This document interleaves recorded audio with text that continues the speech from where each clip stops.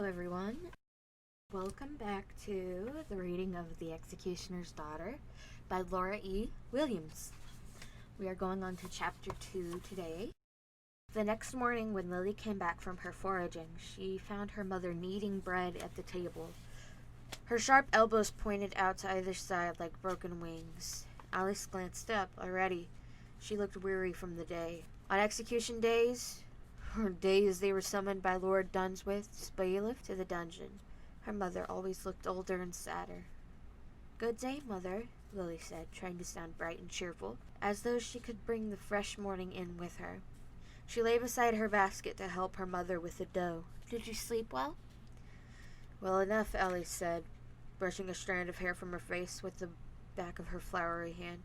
"Take the mattress out today and give it a good beating. Something bit me harder than usual last night."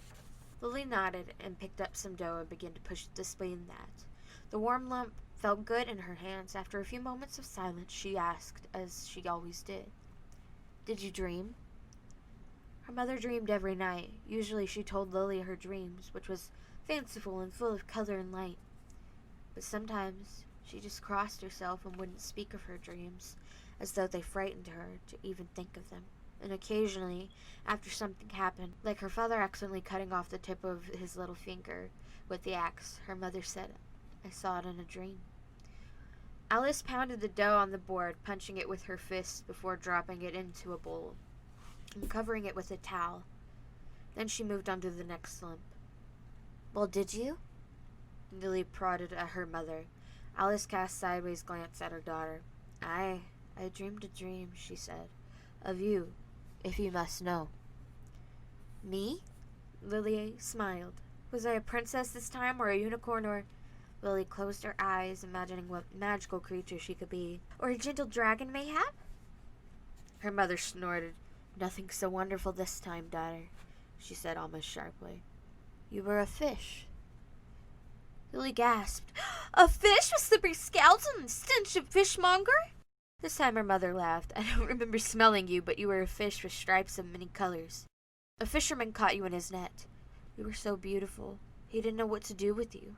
Finally he let you go, and you swam away out to the great wide sea." Her voice trailed off. Lily frowned. She preferred the dreams of herself as a princess courted by a prince of the realm. A unicorn was better than being a flip-flopping fish, even if it was a beautiful one. "Is that all?" Lily asked, thinking her mother must have more to tell her. Perhaps she turned into a princess later in the dream. "'Tis all," Alice said. "Now go see your father and then collect the eggs. And I'm sure Millie is ready to burst."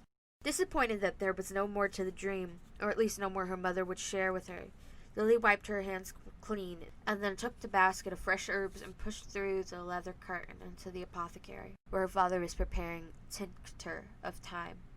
He looked up at her before returning to his work.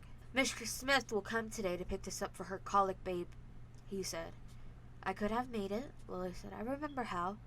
"'Tis no matter," Will said. "It keeps me busy until it's time." "Let's go to the execution," Lily finished silent for him. She placed the basket on the long trestle table. She would sort and chop and dry the herbs later. Without another word, she went out the back door and collected speckled eggs, finding them hidden in dark hollows around the dirt yard. Next, she tied Millie to a stake with a bit of rope and milked the goat into a wooden bucket. For cow's milk, they depended on farmers giving it in trade for medicine and healing. Often the farmers traded milk, or a newly slaughtered pig, cow, or chicken, or sometimes a wheel of cheese or a sack of grain. Or even better, flour. The townsfolk also gave goods, as well as coins if they were wealthy enough. Lily untied Millie, and the goat kicked off across the yard, scattering squawks. Laughing, Lily carried the milk inside and poured it in the chamber, where she would later turn it to cheese. Her mother and father sat at the table breaking their fast. Will tore out chunks of day-old bread, dipping the hard crust into cider to soften it. Alice nibbled on the piece of cheese. "Sit," her mother said. Lily scooped some hot porridge into a bowl and sat beside her mother, reaching across the table for some clotted cream. "Mind your elbows, child," her mother said absently. Lily held back a sigh, but did as she was told. Though why manners mattered when they never had guests nor were invited anywhere to dine, made no sense to her. Still her mother insisted on them. No elbows, no spitting, no talking with a foul mouth. The hardest rule was not to feed her dog at the table. Blossom had to wait till after the meal for scraps, no matter how sweetly she begged. They ate in silence, as they often did. Afterward, Lily scraped the wooden bowls into a slop bucket for Blossom. The dog snorted and slobbered as she licked it clean. Lily grinned.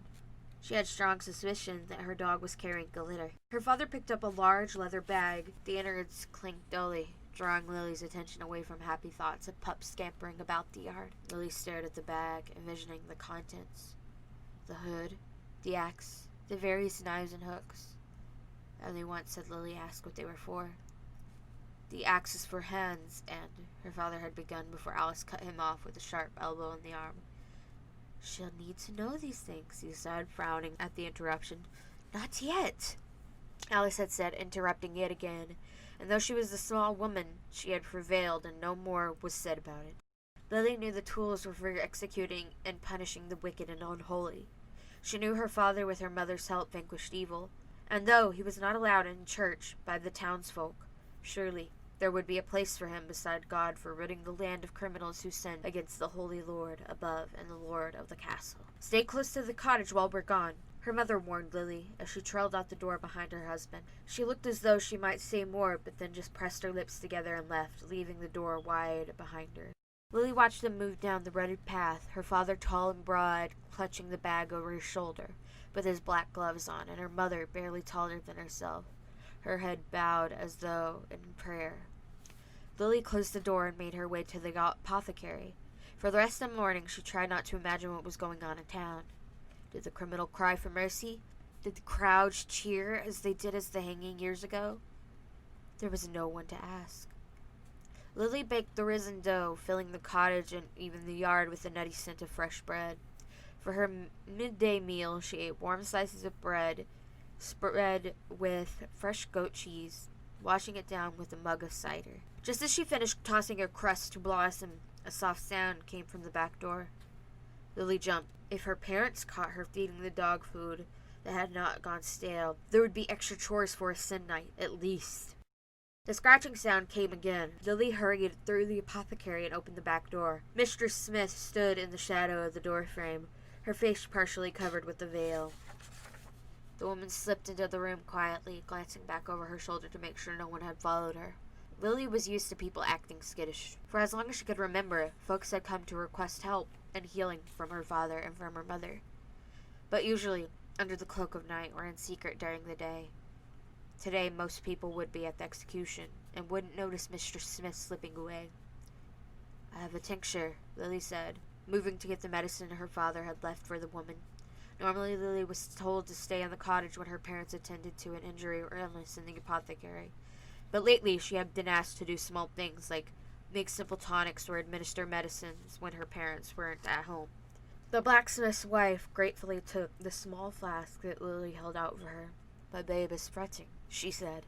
Lily noted the dark circles under the woman's eyes, proof of long nights awake with colicky child. She nodded warmly. This time will calm her. Come again if you need more, Lily offered with a smile. The woman looked grateful and tucked the flask in a pocket pinned to her overdress. Then she handed Lily an arched piece of metal. "'Tis a new handle for your pot. Your mum said she needed one and that it would do for payment." Lily inspected the handle. "'Tis well made," she said. "Thank you kindly." Mistress Smith smiled shyly, then looked around nervously as though she would be caught chatting with the executioner's daughter. With a quick bob of her head, she slipped outside and hurried up the path and out of sight. Lily shrugged. Her animals were her friends, but it was pleasant to talk to someone once in a while. Someone who could talk back with more than a squawk, bark, or purr. As she stood in the doorway, she noticed a flicker of movement off to the side. Blossom noticed too, and dashed over to the bush, barking insistently. Living outside the town walls, they had to be vigilant about thieves. Thieves tended to avoid the executioner even more than other folks. So Lily had little to fear as she approached. "John the Hunter!" she said in surprise, when she made out the shape hiding inside the branches. "Get your dog away!" the small boy cried, fear stretching his voice thread thin. "Blossom!" Lily commanded. Blossom sat and wagged her rear with excitement. The boy crawled out of the bush, not bothering to brush the dust off from his knees or hands. He stared at the ground and shifted uneasily. Though he was quite small, Lily decided he must be around 7 years. Finally, Lily said, "If you come for your rabbit, you'll not get it." "Where is it?" John craned his neck to look around Lily, but she moved purposely to block his view. "You may as well go home." She raised the hand that still held the new handle. The boy flinched as though he expected her to hit him with it. Hastily, she lowered it to her side. "I went to see my rabbit," he said stubbornly. "'Tisn't yours." "'Tis so." "Nay." The boy glowered up at her, apparently forgetting his fear in the midst of his anger. "Fine. 'Tis your rabbit. I just want to see what you've done with it." "You promise not to come back and steal him in the middle of the night?" Lily asked. The boy's eyes widened. "Sneak out of the gates in the dark?" Lily snorted. Of course not. She had forgotten that the townsfolk were all frightened of their nightmare shadows. "Then come along," she said. "This way." She led John to an arrangement of cages she kept on the side of the cottage where they were hidden from view. His mouth dropped open, amazement replacing his fear. "Are they all yours?" "Nay, I'm just caring for them till they can run off on their own." She moved to the cage holding the rabbit and tenderly lifted it out while John looked on. "You saved its life?" Lily nodded. She didn't usually think of what she did as saving lives, but she liked the sound of it. I am a healer like my parents, only I heal animals instead of people." The frightened look returned to his eyes at the mention of her parents. "They're not home yet, are they?" "I saw them at the execution." "Aye, 'tis where they are," she said abruptly. She put away the rabbit. "They'll be home very soon." The boy didn't need another hint. He fled. Lily brushed her hair over her shoulders. She didn't want a boy nosing around here anyways. He would just be a nuisance and probably try to steal the animals when she wasn't watching. She tossed her head, glad to get rid of him, and walked around into the front of the cottage. She was just about to enter when her mother trudged toward her down the path. "Did you see anyone along the way?" Lily asked, unsure of how her mother would feel about her visitor. Wearily, Alice shook her head. "Just a shadow here and there." "Did Mr. Smith come by for the medicine?" "Aye," Lily said, following Alice inside. She wondered if her mother longed to have friends. She didn't even have a collection of animals to talk to, and Lily's father wasn't one to waste words on idle chatter. Her mother passed her into the apothecary, going straight to the bucket of water they kept in the corner. Using the strong soap that burned Lily's nose, she knelt down and scrubbed her hands all the way up to her elbows, as she always did after an execution. She used her fingernails to scrape at her skin. "He deserved to die," Lily said. "He was a thief." Her voice rose as her mother continued to wash, scratching at her hands till they turned red as at her hands till blood she was trying to wash off. "He was a vile sinner who had to die. Father said so." "Judge not lest ye be judged," her mother snapped, and then a softer voice. "Do not judge so harshly, child." "But father says—" "Aye, father says much," Alice interrupted. "But he doesn't know all. No one does. Not I, not you, not even Lord Dunsworth."